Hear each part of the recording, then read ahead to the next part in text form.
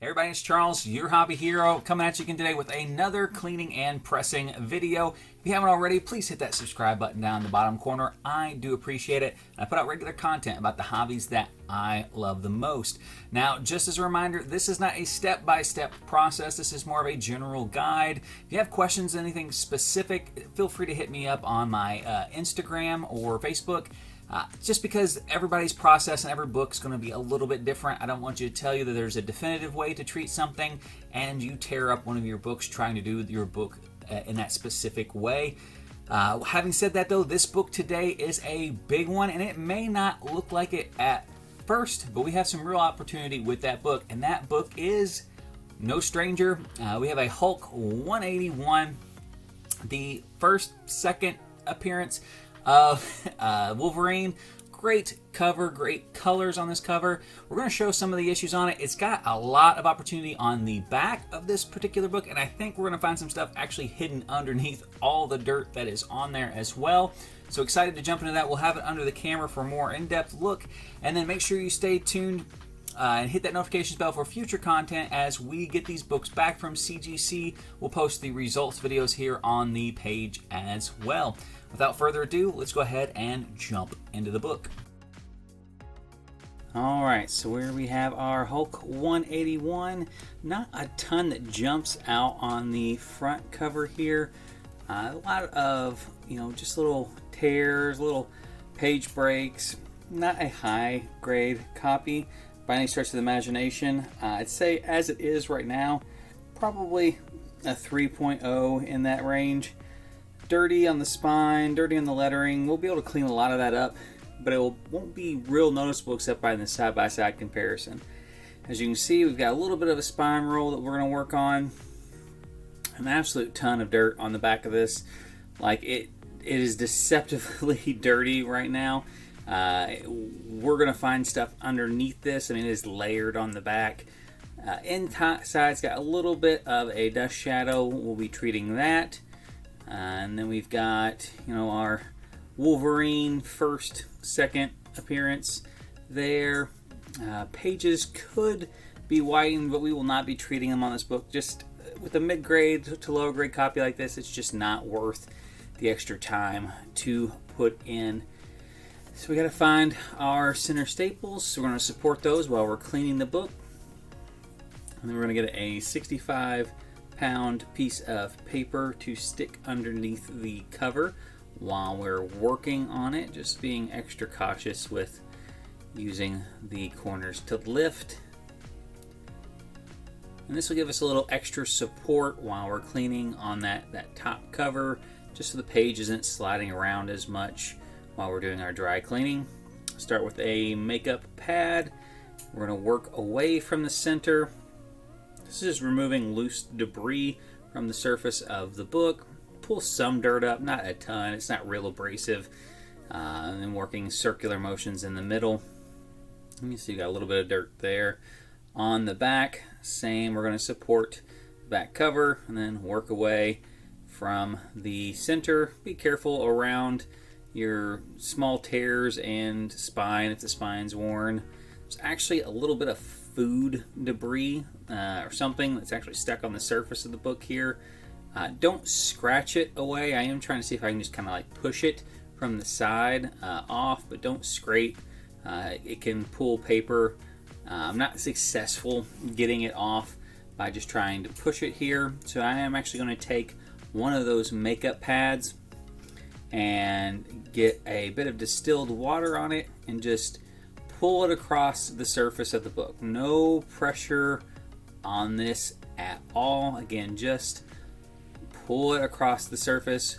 Go at different angles to see if we can get it loosened up with just that little bit of moisture on it. Again, trying to just see if we can push it up. Now it's a little wet.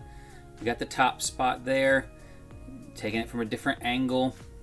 Just up, down. Like I said, just working it. Again, no pressure whatsoever on this. That wet paper will get compromised. The paper can tear. The paper can run color. Just when I say don't put any pressure, I mean don't put any pressure. So we went ahead and pressed it just so we have a nice flat surface before we finished our dry cleaning.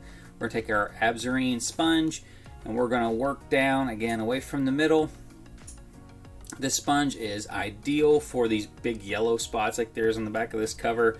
There's not much else that you can use on yellow that's going to pull up dirt, and it will just really make those yellows pop.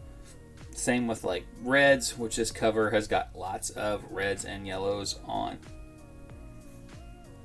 Front cover, same thing, away from the center. Being careful around, especially careful around tears, corners, where there may be pieces that can just come right off. If you put too much pressure, it will literally just pull right off of the thing. I've had it happen on an older book. Corner just came right off as I was pulling down on it. So just very, very light pressure. It doesn't take much. From here, we're going to take our artist erasers and we're going to work in all the white sections. The white sections are going to get super bright white and vibrant after these treatments. So we want to make sure we have all the dirt out of them that we can get. On the front, that's going to be your Hulk lettering. Get a very, very small spot here above the yellow line, but just be very, very careful not to get anywhere near the red or the yellows. I have seen people that use stencils for this kind of work. I'm not a big fan of them because they can make you overconfident. You can slide just a little bit and then end up you're putting too much pressure and you end up taking off some of the color that you were not intending to. Just be careful. Don't put a ton of pressure. That way, even if you slip and go a little too far, it's not going to pull up much color, if any. Again, this is not, like second grade trying to erase your name off of your paper. Like, you're really just the smallest bit of friction to kind of pull up the dirt in those white spots. And get the little swoosh there from the Hulk punch. And then hit when to go up last just to clean him up a little bit. Again, the front cover looks really good right now, but when you see the after pictures, you're just going to realize how much opportunity we really had with this cover and how much more it pops after these treatments. So a book that you may look at and be like, oh, that one's fine, it really won't benefit from something like this, can be deceptive, and there can really be some opportunities to revitalize those pages. Now, the back on this book was an absolute monster, and I will tell you, I completely underestimated it. First look, I just thought it would be kind of a quick dry clean, maybe one or two different treatments on here, but I spent so much time dry cleaning this back cover and pulled out about every tool in my toolbox to clean up the different spots on it. As you can see, as we're dry cleaning here, we're starting to reveal in that bottom left-hand corner water stains that you could not see that were underneath it.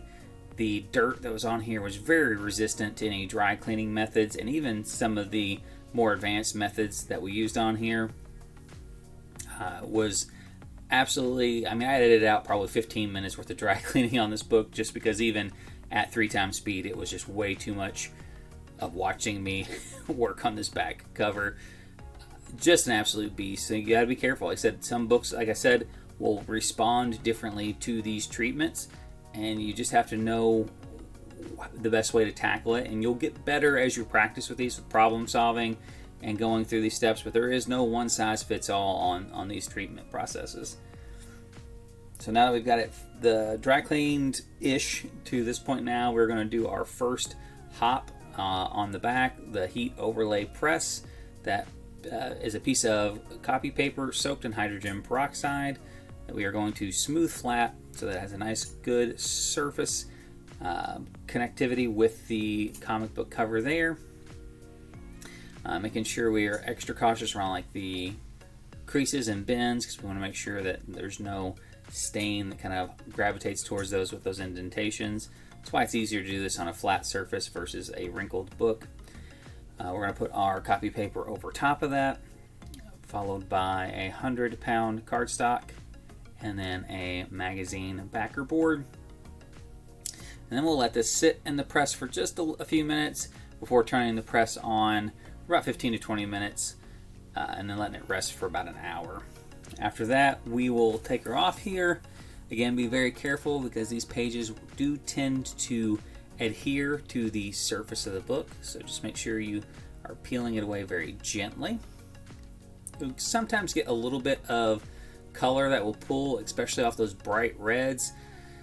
It's usually not going to be something that is visibly noticeable in the book because it's usually pulling the dull red off of the top and leaving that really bright, vibrant red on the bottom. So after we've done the first treatment on the back, we're going to go ahead and repeat that on the front of the book. Same process as before. We're going to take the overlay, just put it right over top of the book, press out all those wrinkles again, and we're going to build our stack exactly the same as before. Now I said you be very cautious on this spot, especially any wrinkles you leave, any air pockets that you leave on here can really warp the paper considerably, most of which can be corrected with additional pressing, but some of it can't. Some of it will leave permanent color breaks if you are not careful, so just make sure it's very flat. It's probably the easiest way to mess up on this particular process. So now that we have completed our treatment on the exteriors with the overlay, we're going to be moving this one over to our light box here. Again, cautiously removing the overlays.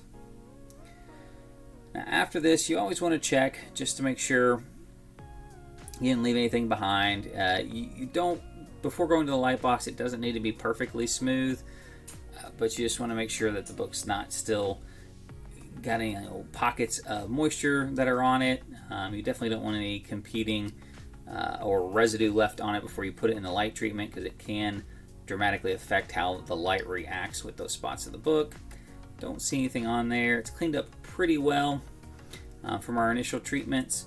Now the light box is going to help really brighten these colors up and really whiten the whites, and in general just kind of reduce any of the light tanning or dark stain spots that are on the book here. Again, this is about a 3-hour treatment. We're going to treat the exterior cover as you see it right now, and then we will treat just the interior side covering the newsprint paper on each one. So 3 total separate treatments, but not going to treat the pages on this one.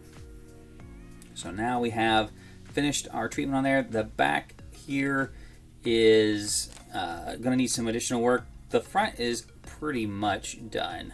Again, it's hard to tell seeing it through the process, but when we do the side-by-side comparison, you're just going to see how much of a difference that cover is on the front cover. The back, though, we're going to have to take another round of dry cleaning here. You can see by my thumb there, there's still visible dirt. The tide lines from those unearthed stains are still quite visible. And this is where I edited a lot of the additional cleaning out. I'm going to go back over this with the artist eraser to try to smooth out those lines, and then I'm going to go back over it with the Absorine sponge to try to pull out more of that dirt. But then I'm going to go into some of the stuff that I don't normally use on the books, and that will be the Absorine putty. The putty is a very good tool. It is just a very risky tool. If used 100% properly, it's got very little chance of damaging the book. However, if it is used just even slightly improperly, it can damage the book very heavily, and I have done it, and I have done it recently while using it. You're going to roll it over the surface basically like you would silly putty that you were trying to, like over an old newspaper. Like it will pull things actually out of the fibers of it, and worked very well on this book. But if you get it close to edges, it can stick to the edges, and as soon as you pull back while it's stuck to that edge, the covers will tear very quickly. It can, if you're not keeping it properly maintained, as far as you're keeping old putty and using it for too long, it can actually stick inside the fibers of the paper too and become a real nuisance to get out of the book as well. So that's one reason I usually will avoid using it, except in extreme circumstances when these other processes aren't working. And then past that, I actually used a magic eraser, which you'll see later on in the video in another step, to help as well. Again, another tool that if used correctly works very well, but has a very high risk to reward. If it hits any kind of color on a back cover, blacks, dark colors included, it will pull those colors off very, very quickly. Even just barely brushing the edges of them can cause blurry lines instead of crisp lines on those. So it can only be used on whites. And if you have a higher grade copy that's still glossy, it will go through the gloss on those covers very, very, very quickly. So I only use it really on the white areas on low grade books, and even then only when I absolutely have to. After that 30-minute dry cleaning session, we are going to try one more hop on the back cover, see if we can pull the last little bit of, there's a little bit of the water stain left in there and a little bit of the dirt left on it. We're going to see if we can get it off. And honestly, the last hop did very little, but we figured it was worth a shot to see if we can get the last little bit out. Is there still room for opportunity on here? Absolutely. Is it going to affect the book where it's at right now grade-wise? It's not.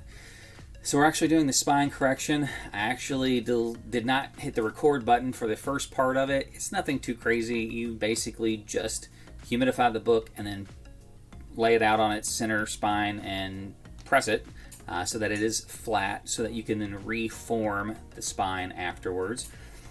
The front cover spine area was not cleaned quite as well as the back cover spine was. So while we have it flat like this right now, I'm going over and doing dry cleaning on it again, just so there's not a line on the back cover now from where the new spine will be formed at. We're going to do your standard tools here, your dry erase, your absorbing, and we're just trying to blend those two areas together now, so there's not a hard line from the front and back before we reshape it.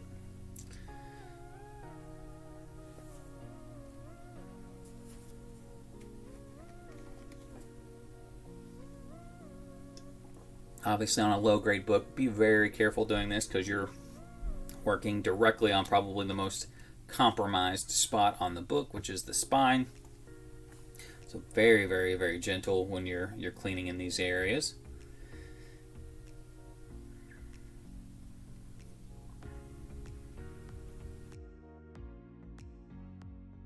Alright, and so here we're going to go with the magic eraser.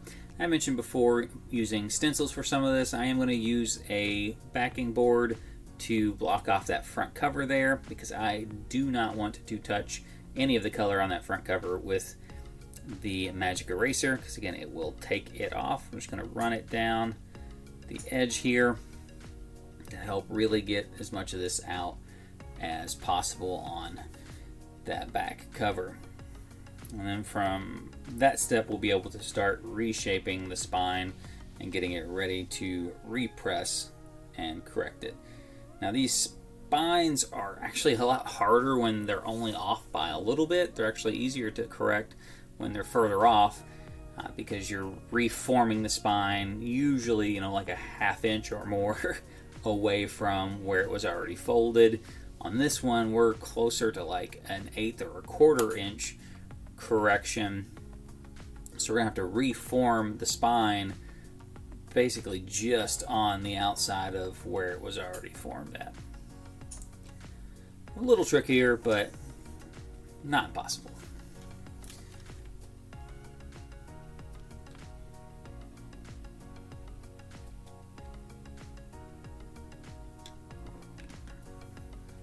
Alright, so we're gonna get flipped over here. We're going to get our backing board to get us a good firm spot to reshape it on. We're going to fold it over, and as we're folding it over, try to line the spine up and the staples up, all with that backer board in the middle. As it's getting kind of lined up, we're just going to start to pinch down that new crease on it. So just ever so slightly. You don't want to like crunch the spine or anything, but just enough to start folding the paper where we want it at. Same on the back, just kind of making sure that it's got a good path to follow for the new crease. And then we're going to eyeball the edge. Just make sure we've got it lined up right. So we see we don't have a lip on the side there anymore. So kind of hold that down, and then just a little extra pressure. Again, just like we were folding, paper for, paper airplane. Just take it down and give it a nice foundation there to start with. Now we're going to take it from here. I'm going to put our backing board back in it. I'm going to humidify the spine again and then repress it so that it has permanently shifted its new spine. And we get our finished product here. Again, looks great on the front cover. There's no really white on the border anymore since we corrected the spine. It's all been wrapped back to the back cover like it should. Again, not a ton of issues on the front that we can do anything about. Those color breaks are going to be there, but it looks fantastic. Back, again, he's got some color breaks up there in the corner, some small tears throughout, but all the staining is removed. Just a little bit of dirt left on the back cover. And then we'll go to our before and after pictures. This is where you'll really be able to see the difference on this book. So for the first picture here, we've got our side-by-side front and back. Again, the difference on those whites, all the other colors just really popping off. Like I said, really easy to see the difference when they're not side by side. And then obviously the back is night and day. Again, probably the most difficult back that I have worked on, just with how resistant everything was there. So there you have it, guys. Let me know what you guys think in the comment section below. Like I said, I thought we were going to find some opportunities underneath that dirt. We did find that stain. That is seriously one of the most difficult back cover pages that I've ever had to deal with. There's probably still a little opportunity on there, but we don't want to push this book too far. But let me know what you guys think of the overall results down in the comment section below. And until next time, guys, Hobby Hero, out.